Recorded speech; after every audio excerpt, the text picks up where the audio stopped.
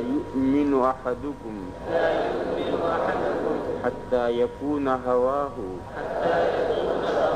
تبعا لما جئت به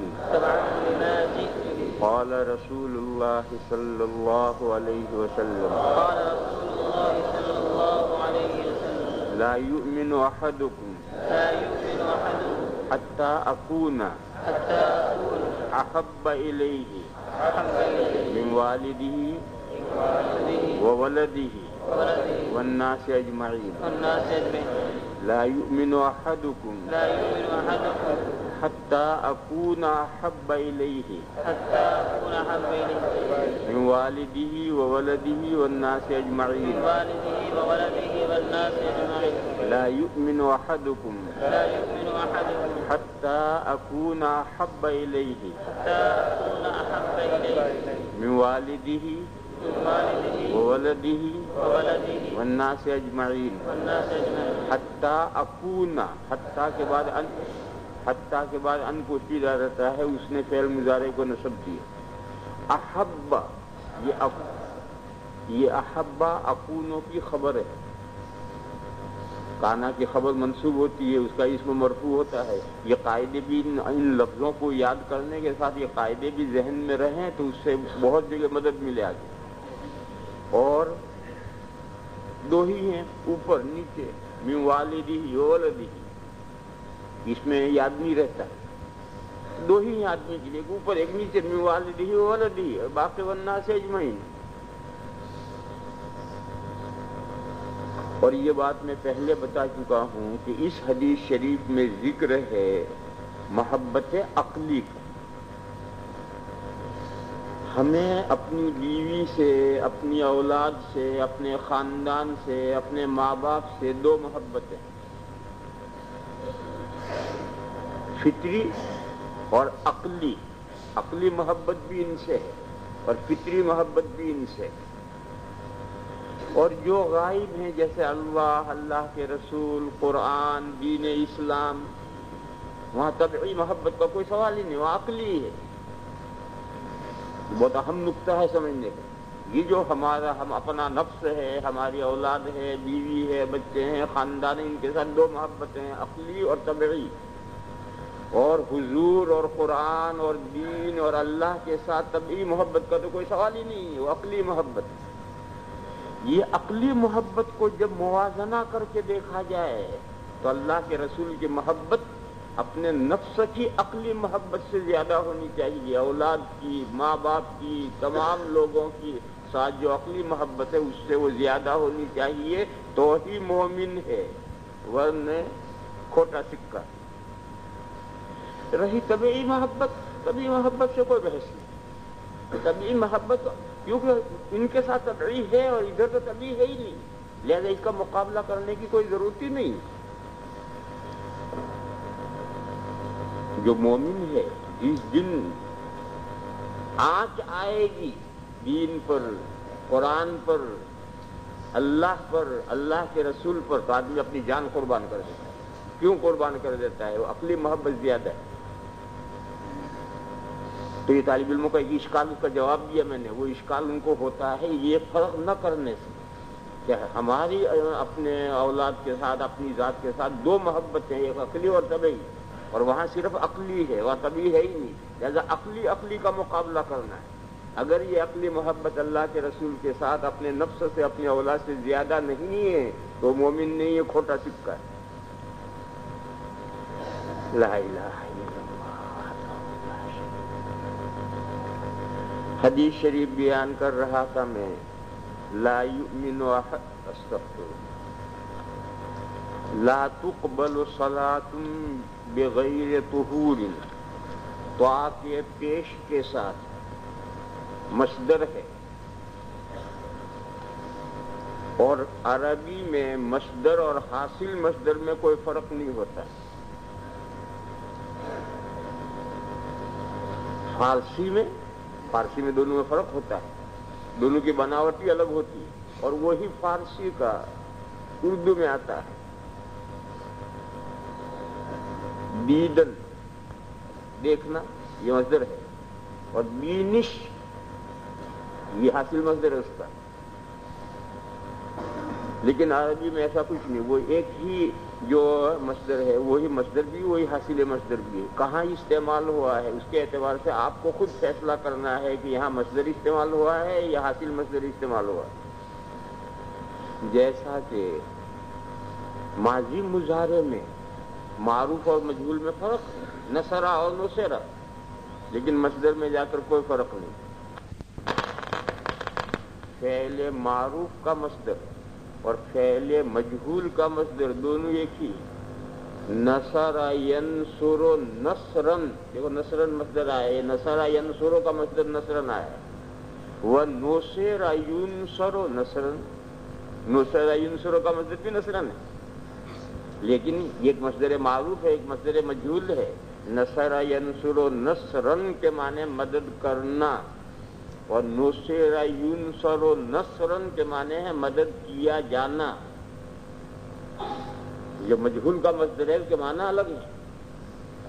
اب یہ کہ جہاں مصدر استعمال ہوا ہے وہاں مصدر معروف استعمال ہوا ہے یا مصدر مجہول استعمال ہوا ہے، یہ آپ کو اپنی عقل سے فیصلہ کرنا ہے۔ ہر زبان کی کچھ خوبیاں ہوتی ہیں اور کچھ کمیاں ہوتی ہیں۔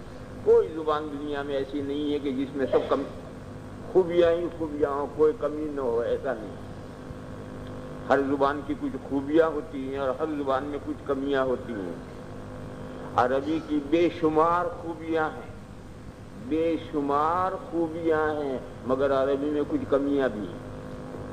وہ کمیاں یہ ہیں جو بتا رہا ہوں کہ کون سا مصدر معروف ہے کون سا مصدر مجہول ہے، پہچاننے کی کوئی شکل علامت ہی نہیں، عقل سے ہی پہچاننا پڑتا ہے۔ یہ کمی ہے۔ فارسی میں فون دو لفظ الگ الگ ہیں، یہ مصدر ہے یہ حاصل مصدر ہے، لیکن عربی میں ایسا نہیں، یہ زبان کی کمی ہے۔ اسی طریقے پر میں یہ بتا رہا تھا کہ مصدر مجہول مصدر معروف اس کا کوئی پہچان عربی نہیں، یہ زبان کی کمی ہے۔ ایک خوبی عربی کی وہ ہے جو دنیا کی کسی زبان میں نہیں ہے۔ وہ کیا ہے کہ عربی میں اعراب ہے، کوئی لفظ بے اعراب نہیں ہے، اور اس کے علاوہ دنیا کی کسی زبان میں اعراب ہے ہی نہیں۔ صرف فارسی میں اور اردو میں دو اعراب ہیں، مضاف مضاف الیہ، مضاف پر کسرہ آتا ہے، موصوف صفت موصوف پر کسرہ آتا ہے، بس یہ دو اعراب ہیں فارسی میں، اور وہی اردو میں آئے ہیں، اس کے علاوہ کوئی اعراب نہیں۔ ہر لفظ آخر میں سے ساکن ہے۔ کبھی تم نے غور کیا؟ دیکھو میں بولتا ہوں، ہر لفظ آخر میں سے ساکن ہے۔ کبھی غور نہیں کیا تم نے؟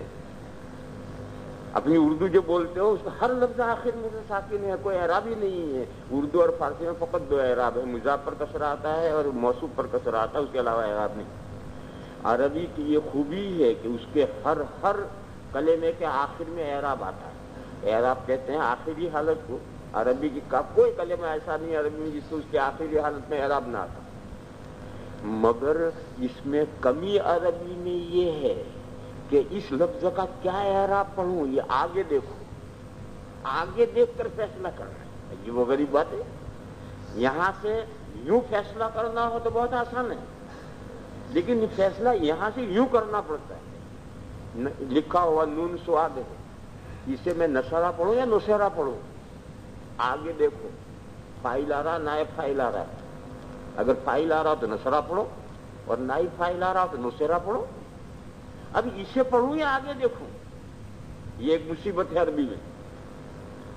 اگر ادھر سے جدھر سے آ رہے ہیں ادھر کے قرینے سے پڑھنا ہو تو آسان ہے، وہ پڑھ کر آئے، اس کے قرینے سے پڑھنا بہت آسان ہے، لیکن عربی میں مصیبت یہ ہے کہ ادھر کے پہلے گزرے ہوئے قرینے سے اعراب نہیں پڑھا جاتا، آگے آنے والے قرینے سے اعراب پڑھا جاتا ہے،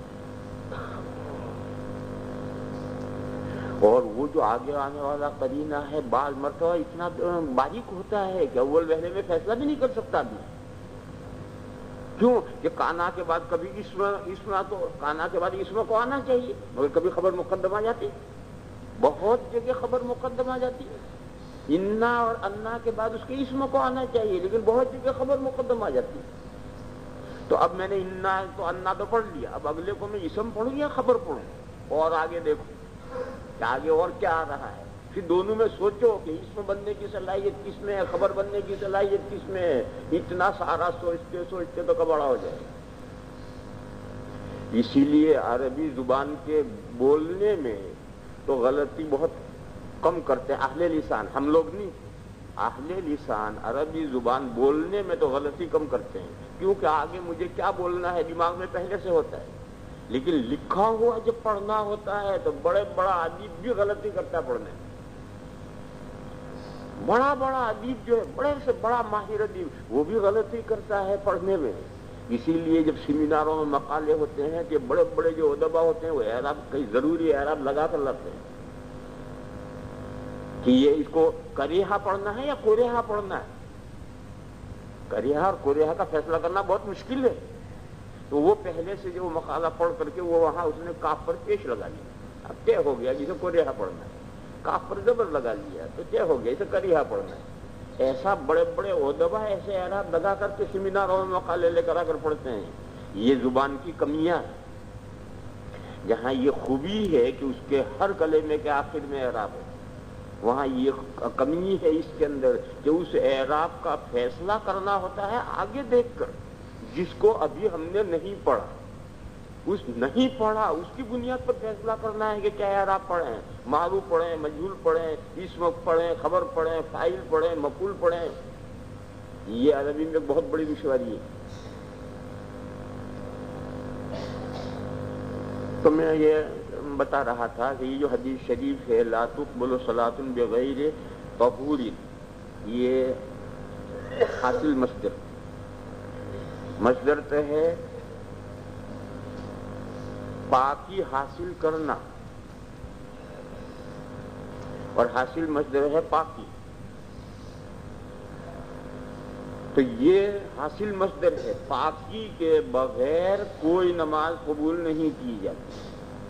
مصدر کا ترجمہ پاکی حاصل کرنا نہیں، یہ فرق نہیں کرتے، پاکی حاصل کرنا مصدر نہیں، یہ حاصل مصدر ہے، اور یہاں فرق ہے، مصدر ہے طاء کے پیش کے ساتھ، اور حاصل مصدر بھی وہی ہے، اور اسی کا ایک اسم اعلیٰ بنتا ہے، اس کا فرق کر کے الگ کر دیا، اسے طاء کے زبر کے ساتھ طہور کر دیا۔ طاء کا زبر آپ پڑھیں، طہور یعنی پاکی کا ذریعہ اور آلہ اور سامان، پاکی کا آلہ، پاکی کا ذریعہ، پاکی کا سامان، جیسے صابن، پانی، یہ تو ہے طاء کے زبر کے ساتھ طہور، اور طہور طاء کے پیش کے ساتھ پڑھیں تو وہ مصدر بھی اور حاصل مصدر بھی ہے، جہاں استعمال ہو وہاں فیصلہ کرو مصدر ہے حاصل مصدر ہے۔ اس کی دوسری نظیر ہے وضو اور وضو، واو پر آپ پیش پڑھیں تو یہ مصدر بھی اور حاصل مصدر بھی ہے، اور واو پر زبر پڑھیں تو یہ اسم اعلیٰ ہے۔ وضو مانے اس کو اسم اعلیٰ کو بعد میں سمجھے، وضو جو مصدر یا حاصل مصدر ہے اس کے معنی ہے چمکانا۔ رجل متوضئ کے معنی ہے بڑا گورا چٹا آدمی، رجل متلألئ بڑا گورا چٹا آدمی۔ وضأت الثوب میں نے کپڑے کو صاف ستھرا کر دیا، تو اس لفظ کے اصل معنی یہ ہے، اس سے وضو مصدر ہے جس کے معنی ہے پاکیزہ کرنا، صاف ستھرا کرنا، اور پاکیزگی، حاصل مصدر پاکیزگی اور مصدر پاکیزہ کرنا، صاف ستھرا کرنا، یہ تو لفظ کے لغوی معنی ہوئے۔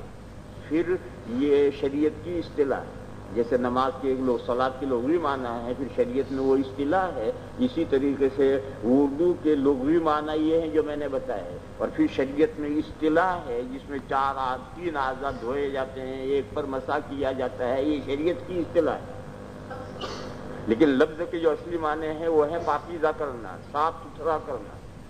لہذا وضو کے معنی پاکیزہ کرنے کا اسباب اور سامان، یعنی پانی، یعنی وضو کا پانی، وضو کا پانی وضو ہے، اور لفظ وضو مصدر بھی اور حاصل مصدر بھی، حیث تبلغ کیا تھا، حیث یبلغ الوضوء، وضو کا پانی جہاں تک پہنچتا ہے.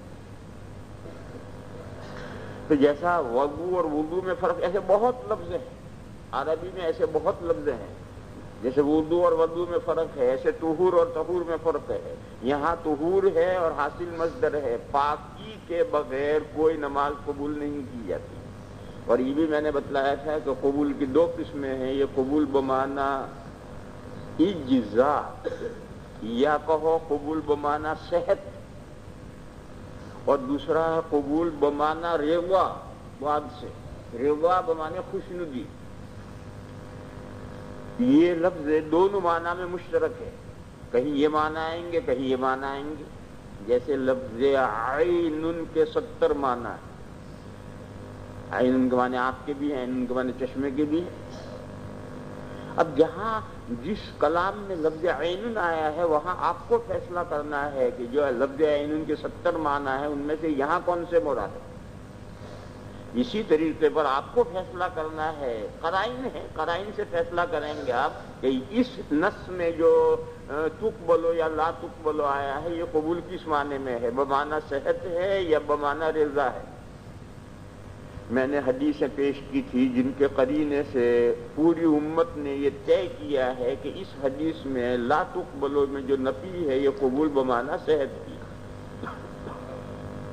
کہ نماز درست نہیں ہوتی وضو کے بغیر. پھر اس پر کوئی پاگل اعتراض کرے تو اس کا جواب میں نے دے دیا تھا کہ وضو کے بغیر نماز کا وجود حسی چاہے ہو جاتا ہو، نماز کا وجود شرعی نہیں ہوتا. لا تقبل کا یعنی وہ اس نماز پڑھنے والے کا ذمہ فارغ نہیں ہوتا.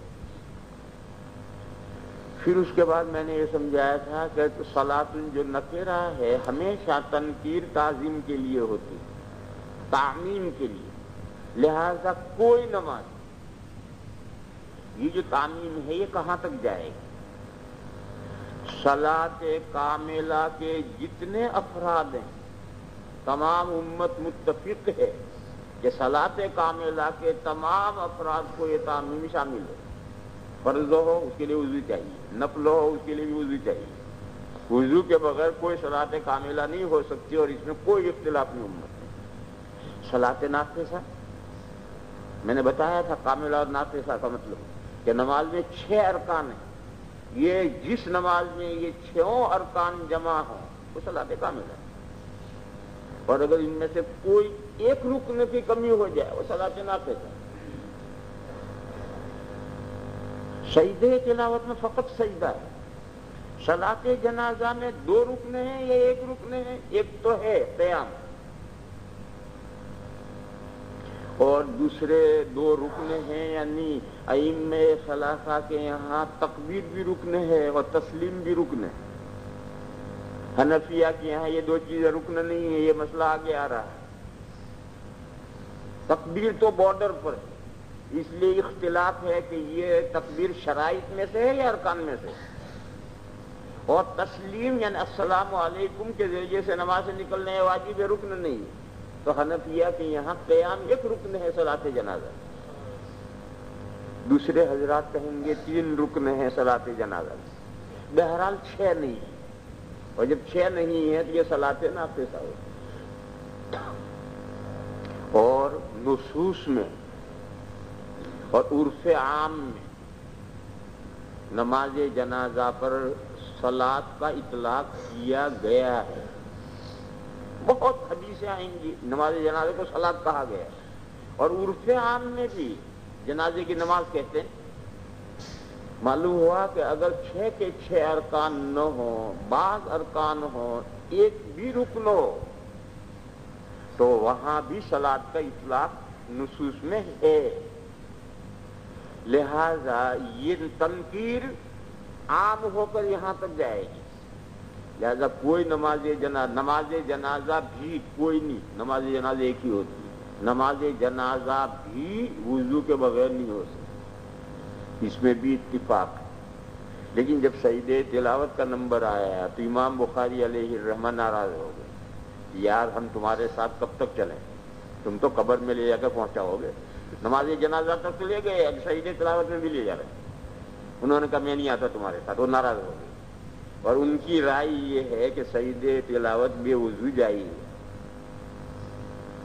اور انہوں نے بخاری شریف میں دلیل پیش کی ہے کہ حضرت ابن عمر رضی اللہ تعالیٰ عنہما بے وضو سجدے تلاوت کرتے تھے، یہ بخاری میں انہوں نے دلیل پیش کی، مگر وہ دلیل لنگڑی ہے، اس لیے کہ یہ جو امام بخاری نے دلیل حدیث پیش کی ہے کہ ابن عمر بے وضو سجدے تلاوت کرتے تھے، یہی روایت دوسری کتابوں میں ہے، اس کے برخلاف ہے کہ ابن عمر بے وضو سجدہ نہیں کرتے تھے۔ اب یہ امام بخاری جو الفاظ لائے ہیں یہ صحیح ہیں یا یہ دوسرے محدثین کہہ رہے ہیں یہ صحیح ہے، بہرحال تم بھی بڑے ہو، لہذا ابن عمر رضی اللہ تعالیٰ عنہما کی جو روایت امام بخاری نے ذکر کی ہے وہ دوسری کتابوں میں اس کے برخلاف ہے۔ دوسری کتابوں میں یہ فتح الباری میں بحث ملے گی، عمدۃ القاری میں بحث ملے گی کہ یہ روایت امام بخاری نے پیش کی وہ متفق نہیں ہے، دوسری کتابوں میں یہ ہے کہ ابن عمر بغیر وضو کے سجدہ نہیں کرتے، لہذا جو دلیل بھی پیش کی وہ تو لنگڑی ہو گئی۔ اسی لیے جمہور یعنی ائمہ اربعہ متفق ہیں کہ سجدے تلاوت کے لیے بھی نماز وضو ضروری ہے، بے وضو سجدے تلاوت نہیں ہوگی۔ کیوں؟ دلیل کچھ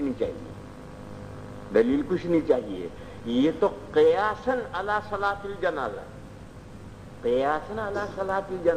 صلاۃ جنازہ میں اس ایک رکن نماز کا ہے، اس کے باوجود پوری امت کا اجماع ہے کہ نماز جنازہ بے وضو نہیں ہو سکتی، لہذا سجدے تلاوت کو نماز جنازہ پر قیاس کریں گے کہ وہاں ایک رکن ہے تو سجدے تلاوت بھی نماز کا ایک رکن ہے، لہذا اب ہمیں دلیل نہیں پیش کرنی، دلیل اسے پیش کرنی ہے جو اس قیاس کو باطل کرنا چاہے اور سجدے تلاوت کو نماز جنازہ کے حکم سے خارج کرنا چاہے، وہ دلیل لائے۔ چنانچہ امام بخاری نے دلیل پیش کی کہ ابن عمر بے وضو سجدے تلاوت کرتے تھے، تو دلیل پیش کرنی ہے اسے جو سجدے تلاوت کو صلاۃ جنازہ کے حکم سے الگ کرے، وہ دلیل لائے، ہمیں کوئی دلیل نہیں لائے۔ ہمارے نزدیک کے دونوں سیم ہیں، یکساں ہیں، اس میں بھی ایک رکن پایا جاتا ہے، اس میں بھی ایک رکن پایا جاتا ہے، اس کی نظیر یہ دو ہاتھ ہیں میرے، اس ہاتھ کا دھونا فرض ہے تو اس کے دھونے کے فرض کے لیے کوئی دلیل نہیں لانی، اس ہاتھ کا دھونا فرض ہے، یہی دلیل اس ہاتھ کے دھونے کے فرض ہے، لیکن کوئی کہے کہ نہیں اس کا دھونا تو فرض ہے، اس کا دھونا فرض نہیں ہے کیونکہ زخمی ہو رہا ہے، دلیل اب اسے حدیث پیش کرنی پڑے گی کہ زخمی ہاتھ ہو تو اسے دھونا ضروری نہیں، مسح کرنا کافی ہے، دلیل اسے پیش کرنی۔ خیر آگے چلیے، اس کے بعد ٹکڑا ہے ولا صدقۃ من غلول، یہ ولا، اس ولا کے بعد جو پہلے فعل گزرا ہے وہ پورا فعل مقدر ہوتا ہے۔ مقدر اور محذوف میں فرق جانتے ہیں؟ مقدر اور محذوف میں فرق یہ ہے کہ اگر اس محذوف کو آپ نکال دیں تو کوئی کلام بھونڈا نہیں ہو جائے گا، فصاحت و بلاغت سے کلام خارج نہیں ہوگا، یعنی محذوف کو لفظوں میں لایا جا سکتا ہے، اور مقدر جو ہے اسے لفظوں میں نہیں لایا جا سکتا، بغیر لفظوں میں لائے ہوئے مان لو، اور لفظوں میں لاؤ گے تو کلام کا ستیہ ناش ہو جائے گا، یہ مقدر ہوتا ہے۔ مقدر معنی مان لیا گیا مگر اسے آپ لفظوں میں ظاہر نہیں کر سکتے، سارا کلام خراب ہو جائے گا۔ اور جو محذوف ہوتا ہے اسے آپ بے تکلف لفظوں میں بھی لا سکتے ہیں، اس میں کوئی کلام